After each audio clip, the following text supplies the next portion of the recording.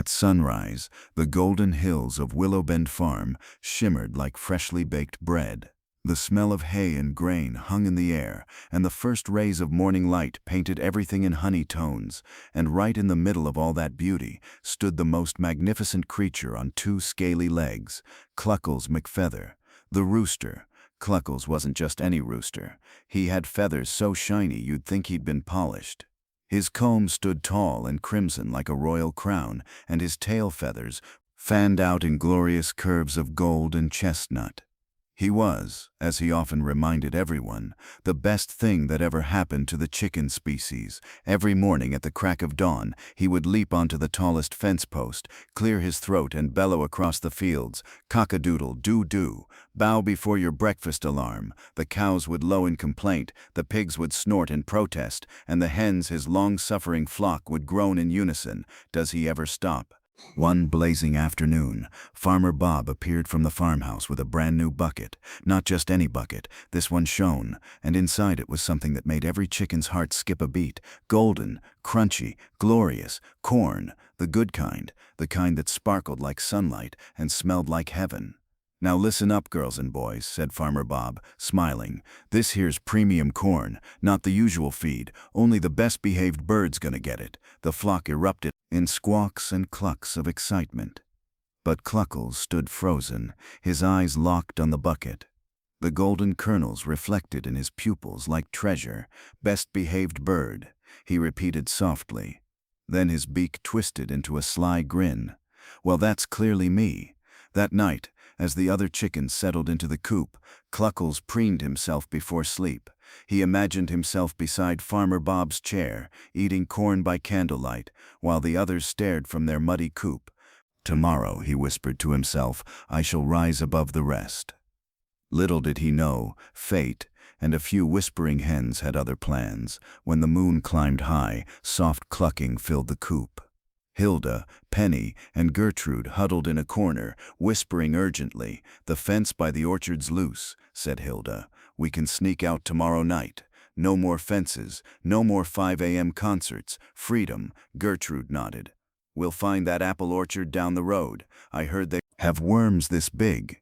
The hens giggled softly, their feathers rustling in excitement.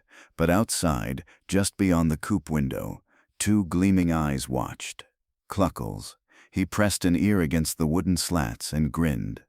"Running away from me, the leader of the flock?" Then a thought formed, a delicious golden thought. "Unless," he murmured, "I use this little secret to my advantage." Just before dawn, Cluckles strutted toward Farmer Bob's porch, his feathers glistening. Farmer Bob opened it, squinting. "What in blazes? Oh, it's you." Cluckles let out a series of urgent squawks, hopping and flapping his wings. "Calm down, boy," laughed Farmer Bob. "You got something to say?" Cluckles pointed his beak toward the coop and squawked again, imitating sneaky footsteps and escape gestures. Farmer Bob rubbed his chin. "You're telling me the hens are planning an escape?" Cluckles flapped dramatically, nodding. "Well, I'll be," said. And that night, as the hens crept toward the loose fence board, whispering excitedly, a bright beam of light cut through the darkness. "Gotcha," yelled Farmer Bob, net in hand. The hens screamed and scattered, but one by one they were caught. From the farmhouse porch, Cluckles watched the chaos unfold while munching on his reward, a golden pile of corn. "Sorry, ladies," he said smugly, "it's called strategy." True to his word, Farmer Bob carried Cluckles inside the farmhouse the next morning. It was glorious. Warm light filled the room.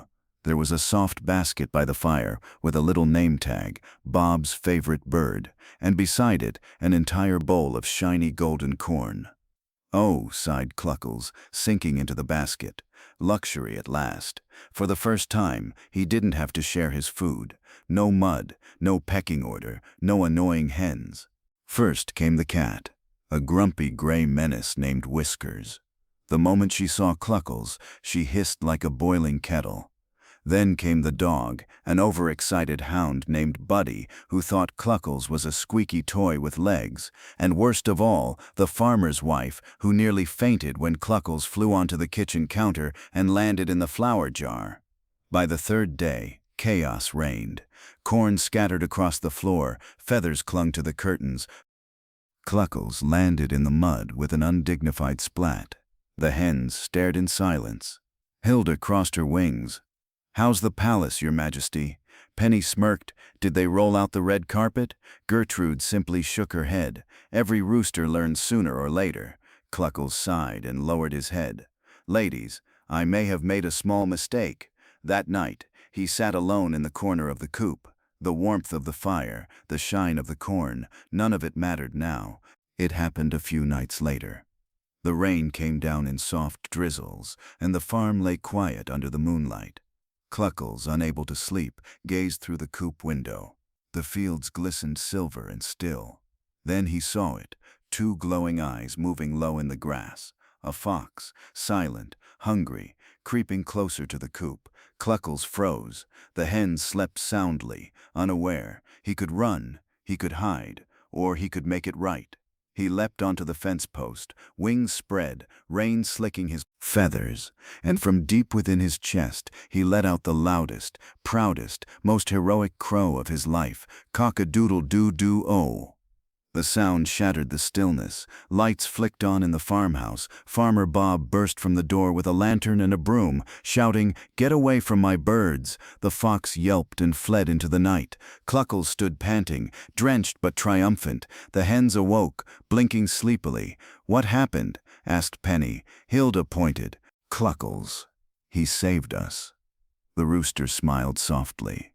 "Guess I'm good for more than just noise." When the sun rose the next morning, the farm looked brighter than ever. Farmer Bob scattered feed with a grin.